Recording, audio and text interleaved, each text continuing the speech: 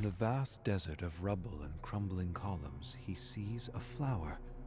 A single flower. He shambles through the ruins and extends his hand into a blurring image. Stem and petals disintegrate before his touch. An illusion. He looks up, and there, another flower. He rushes toward it as the ground beneath his feet shatters. Endlessly he falls through the remnants of lost and forgotten realms. He wants it to stop. He can't take the rush of hot air and the feeling of his organs rising into his mouth. He hits the ground. Ribs jut out of his chest. Jagged bones rip through his fetid skin. Where am I? What is this place? He's in a half-remembered laboratory. He sees an emblem, the company. He remembers the wars, the opium wars. He remembers the prisoners and the experiments and his endless search for doorways into other realms.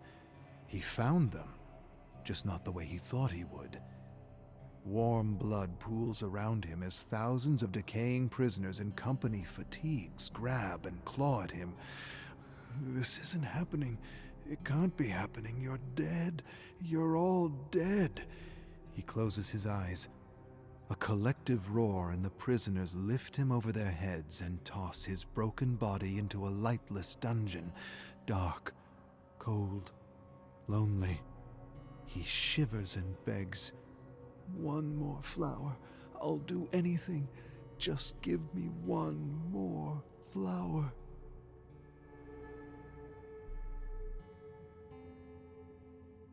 Power is in the mind. The eye of the mind, as the mystics called it. The eye that lets us dream and visualize is more than we think it is. Much more. It is a key, and it opens doors. Endless doors. And the key is a secretion. A sacred secretion like a drug to travel within the endless worlds within the swirling chaos that is infinite life. Blasphemy! Take your ideas out of this school. They belong to the devil. He takes his ideas to the company and says the secretion is better than opium. He tells them there is no experience like it, and he calls it the Dragon's Doorway. Makes the high from the poppy seem like cough syrup. He remembers the mystics. The unknown mystics, mystics who chant hymns in the hopes they will die with the right vibration. Right vibration? What does it mean to die with the right vibration?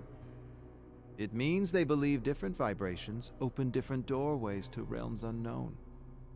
Death opens the doorway, and the dragon carries you away. The company is interested. How would you harvest such an opioid if it's only secreted upon death? I'll find a way. And he does. Only they find him before he can complete his life's work. He vaguely remembers being bludgeoned to death and thrown in a mass grave of corrupting bodies. And he remembers being saved by 9 mystics in thick, dark tunics. Where are the 9 now? What have they done with my research? Why did they try to stop me? Questions, so many questions. Where is my flower?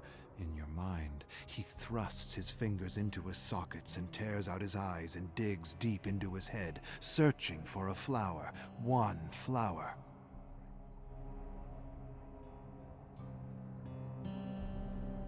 Even with no eyes, he can see.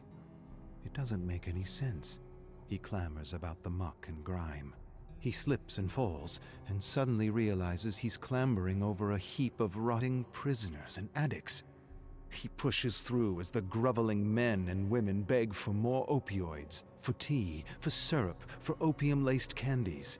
They make ridiculous promises. Take my house, my money, my children, take everything. Give me more, just a little more. They sound like him.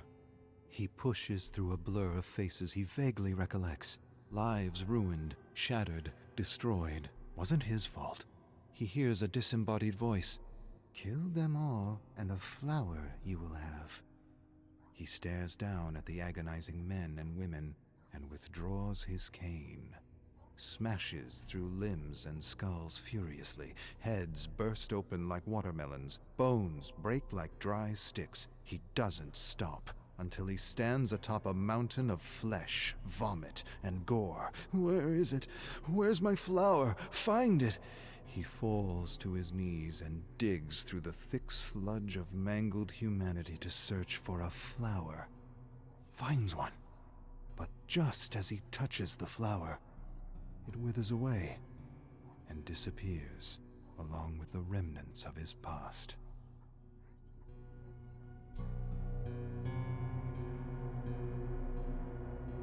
Talbot. My name is Talbot. He remembers his name as he stares at 9 hooded figures approaching him. He stumbles over a crumbling pillar with strange symbols written in a language he half remembers. He remembers the school, the secret school, and the mystics and the arcane knowledge they were protecting. He was getting too close, and he wasn't ready. Humanity wasn't ready. Knowledge without wisdom leads to self-destruction. He doesn't care about any of that. You condemned me. You all condemned me, left me to wither away. A hooded figure approaches him. You condemned yourself, Talbot. You condemned yourself. The 9 hooded figures disappear as a massive dragon bursts through the ground and peers down at him with dead black eyes. The hideousness of its face transcends anything he's ever read about, seen, or imagined. An ancient evil quickened with dark life. Talbot trembles in a fog of madness that envelops him. The ancient beast lashes out at him, snatches him in its talons, and swallows him whole. Mingled saliva and acid rips through his tunic and burns his skin to the bone. With screams of agony, he slowly disintegrates in a belly full of putrid, rotting death, watching his body and limbs melt into a gory, endless mass.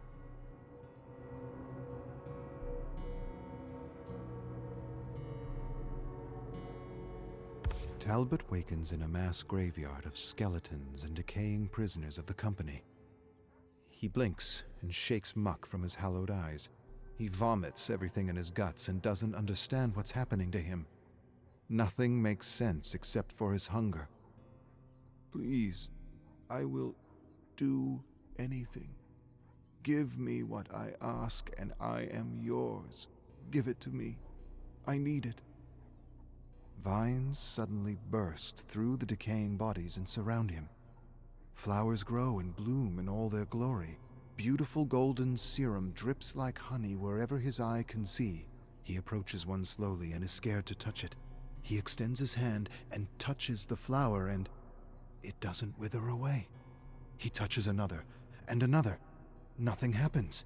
He goes to grab the flower, but instead, the flower grabs him. Vines like tentacles burst out and wrap around him and rip through his veins. 9 hooded figures approach him with disapproving looks. Knowledge without wisdom leads to self-destruction. They inch up to him. Be careful what you wish for, Talbot.